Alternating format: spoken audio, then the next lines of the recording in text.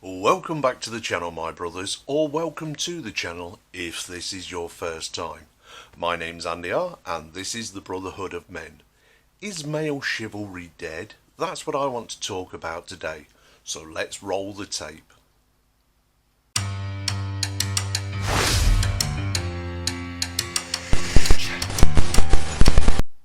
So, is male chivalry dead? I was very pleased with myself, even had a little bit of a smug grin when I made the thumbnail for this video, because it does two things. Notice I said a little bit smug. You never go full smug.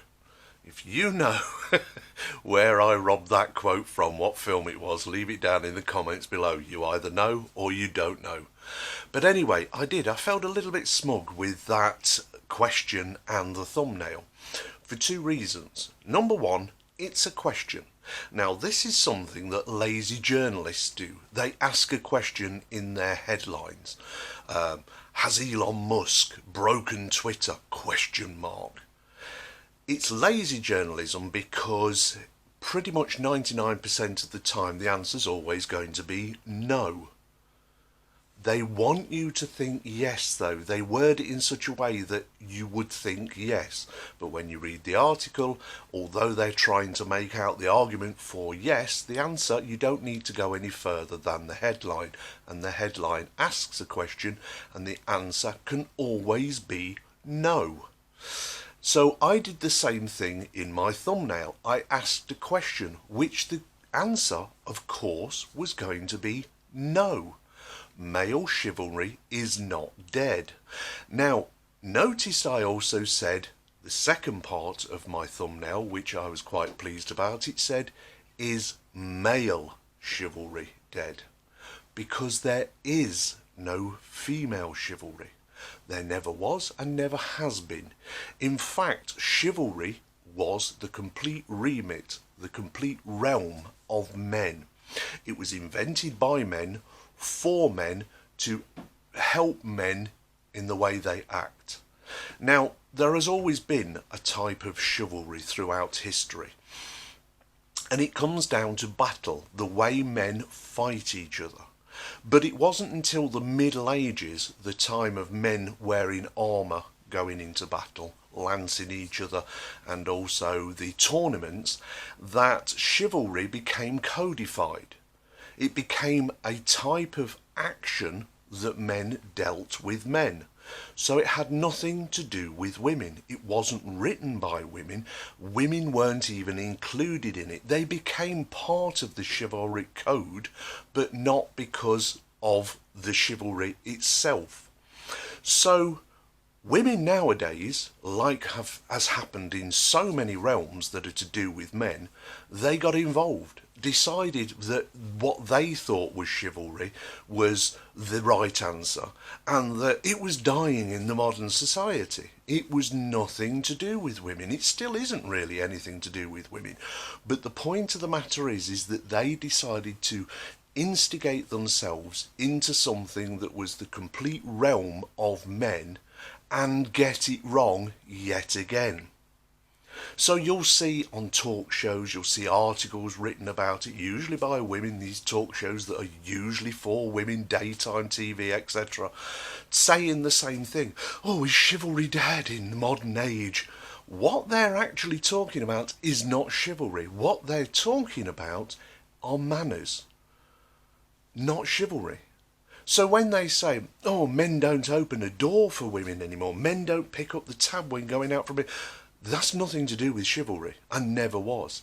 Like I said, it was codified, really codified, in the Middle Ages. And it was to do with the way a knight became a knight and how he acted as a knight. So it goes something like this. You went through the training. From young boyhood, you became a squire. In other words, you served a knight. And in the role that you wanted to become a knight yourself. So you had to follow certain rules. One of those rules was how you interacted with other knights and the peasantry. And that's the important part. You were in plate armour, fully encased in both chain and plate armour, making you very difficult to kill. So the idea that you would then chase down somebody wearing a cloth smock and just had a stick, there was no honour in that. Your name, your reputation and your honour were around you fighting people of a similar ability. So you fought other knights. The flip side of that as well was your word, your honour. This is where we get so many modern things from that medieval time that have lasted the test of time, lasted through the centuries, right to this day, that we don't even realise that we're doing it, and it is part of the chivalric code. So for instance, if you were a knight dressed in armour, on horseback with a lance, a mace, a shield, a sword and all of that plate mail, and you chased down a villager and skewered him, you had just broken your honour, your oath. And the word would get around that you were not a man of honour. You had no chivalry. Other knights would not treat you the same. And this was the point. It was how you were seen in the eyes of your peers. That's what the chivalric code was about. And that's what ruled them. So you wanted to be known for your prowess in battle, so you battled other knights, and those that you defeated, others looked at you as you were this strong, fierce fighter. They would either not want to face you across a battlefield, or they'd want you on their side on the battlefield. Your honour in battle was impugned. You were never going to be anything other than this brave knight. And they wanted you on their side because your chivalry shone through, your honour. The other part of that is if you captured a lord, a baron, etc. in battle, you could hold him for ransom. And all you had to do with this lord or baron, whoever you've captured, this knight, was ask him for his word of honour. He would cause no trouble. And if he gave his word of honour, you gave him the free reign of the castle. You didn't hold him in a cell, you fed him at your table. Your family and that welcomed him in. He was treated like a member of the family, all because all he did was said, I give my word, I shall not try to escape or cause trouble. That's all he needed to do. He was a man of his word. And even today, we still use the same phrase, my word is my bond. Now, it doesn't quite mean so much nowadays, but in those days it did, because if he broke that word, if he broke that bond, word of it would spread quickly, and he would never be trusted again, and he would be looked down on by his fellow knights. He would be shunned. He would be ostracised. Sometimes he would be exiled from his own country, from his own lands, because he broke the code of chivalry. So through the centuries, this code has lasted the test of time. For instance, in the Napoleonic Wars, if the British captured a French general or one of the officers from the French army, all that officer had to do was give his word he would not try and escape, and he had the free run of the camp. Because he gave his word, it was understood that was the most important thing. My word is my bond.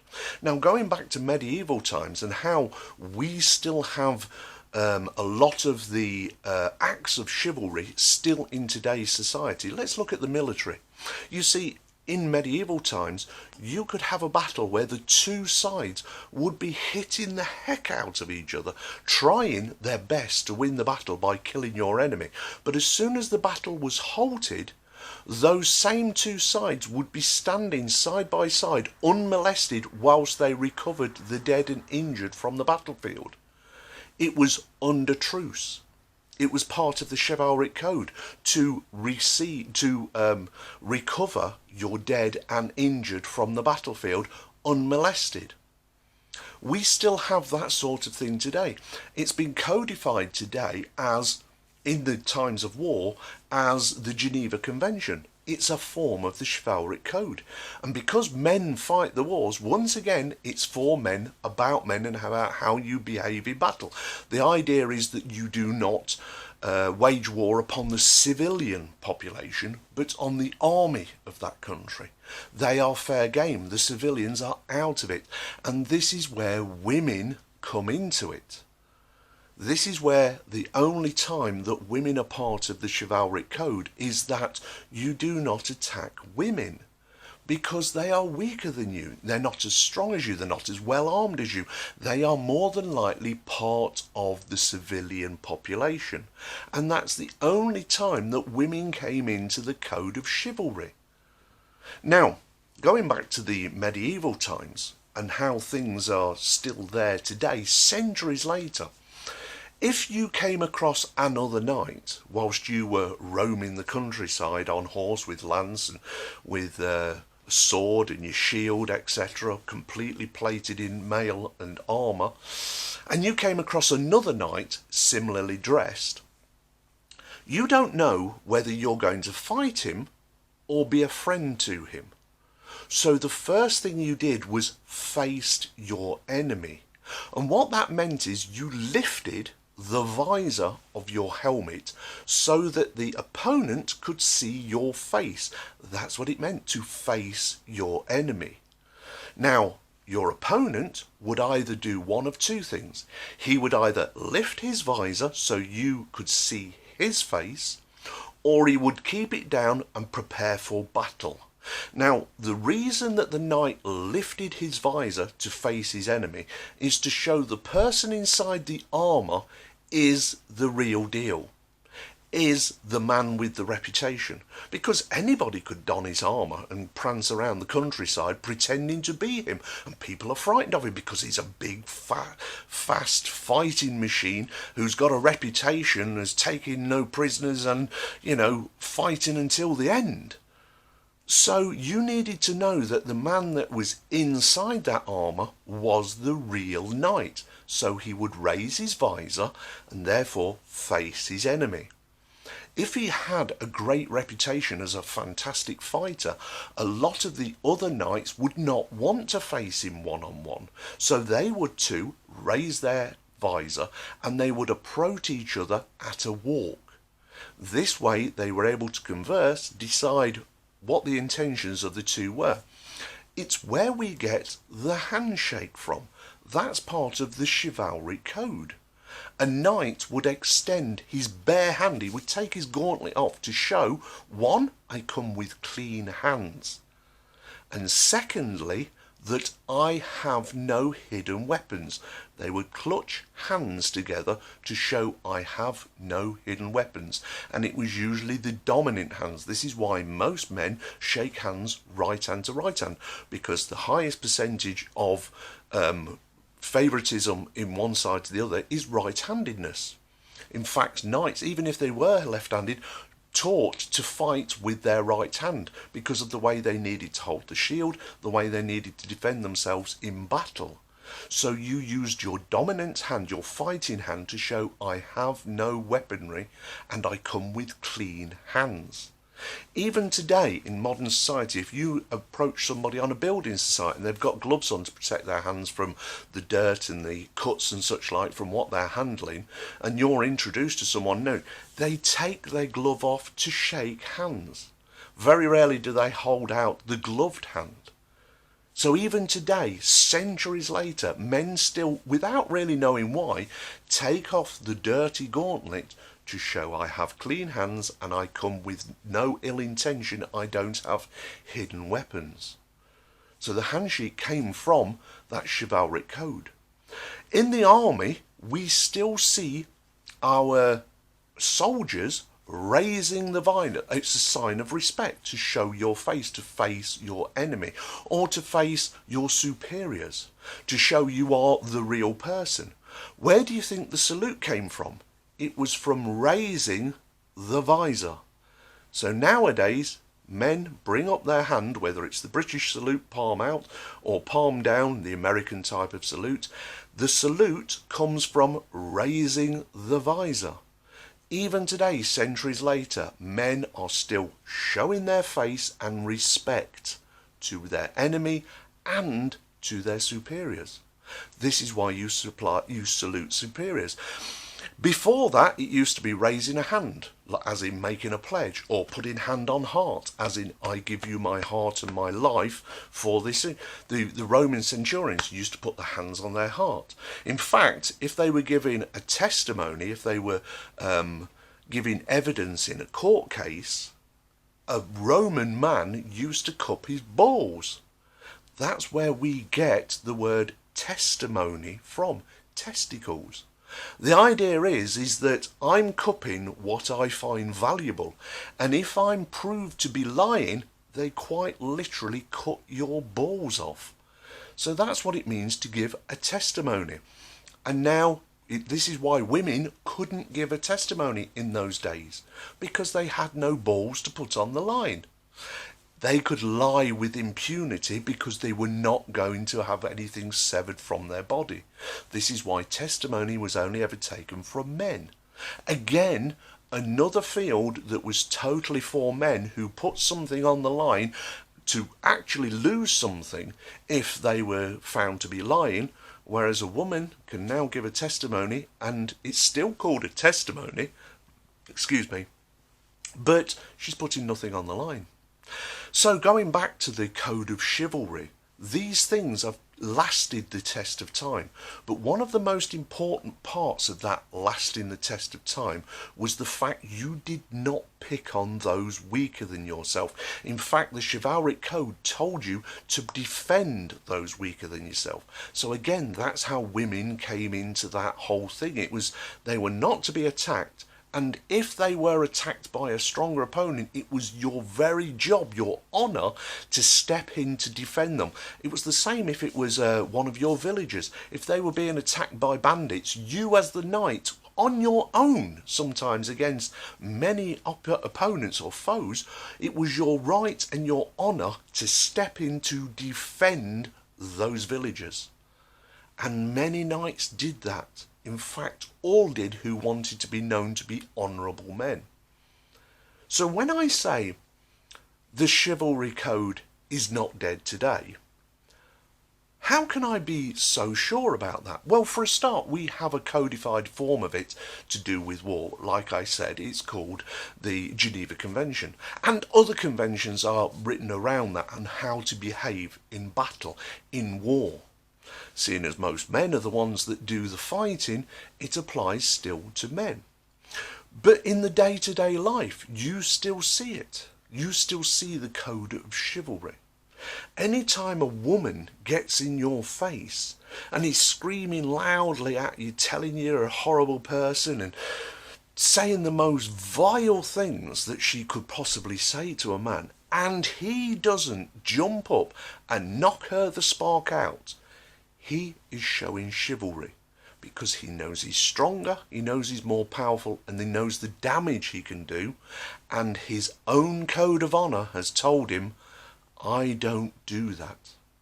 Anytime a woman is being attacked who is nothing to do with a man, and a man steps in to help and defend her, he is exactly like that knight of old. He is stepping in because his own moral code, his own chivalric code, has jumped to the fore and said, I must do this, she can't defend herself. Anytime a woman puts hands on a man, literally starts whacking and clumping him, and he turns his back and covers himself up or tries to grab her arms to stop her from hitting him more, he is showing chivalry. So no, chivalry is not dead in modern society.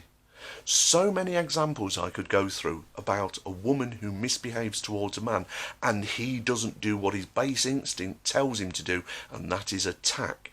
Every time that man is showing chivalry. What women think of as chivalry are just manners, civility. Yes, I agree that manners and civility have taken a nosedive, but this is again something women have done to men, and men have just reacted. Every time, most men, let me put it this way, most men, myself included, I approach people and I talk to them how they talk to me. If someone's polite and talks to me politely, I reciprocate exactly the same emotion. I'm polite to them, to a fault. I probably go overly polite towards them because they are being polite to me. If somebody comes with angry energy, I'm probably instantly on the defence and I may be a bit angry towards them. We say it all the time. I treat others as I wish to be treated. Women seem to think they're exempt from these rules. So they will talk to a man as though he's rubbish.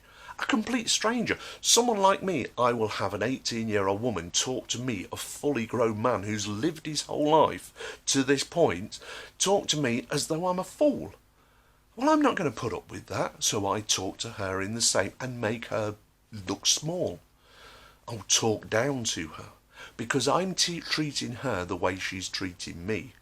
But when it comes to chivalry, that's nothing to do with how she's talking to me. That's civility and that's manners. And most men will tell you, I treat others the way I'm treated. And if I'm treated poorly by a man or a woman, I behave poorly to that man or woman. But if I'm treated kindly, if I'm treated politely, if I'm treated as though my words have weight, I will treat those the same. I will treat them politely, I will treat them kindly, and I will listen to their words as though they have weight. So when women say chivalry's dead, one, they don't know what the hell they're talking about, because very few women know anything about chivalry. In fact, quite a lot of men don't know, but we still act in a chivalrous way without knowing why we act it. The handshake, the salute, the protecting the weak, all of those things are part of the chivalric code. But we still do those, and we probably don't even know why we do that. Well, my brothers, you do now, because I've just explained it to you. I've explained where these things come from, about the empty hand, where I come with clean hands and I come with no hidden weapon. Or the salute comes from raising the armor visor to show your face, to face your opponents and your superiors. All of these things come from the chivalric code to protect the weak, to not prey on the weak. That would be without honour. And most men, not all men, but most men have an internal moral code. I will go this far and no further. This is my red line. I won't overstep it. I won't be treated any worse than this. I will put up with so much, but over that line, no more.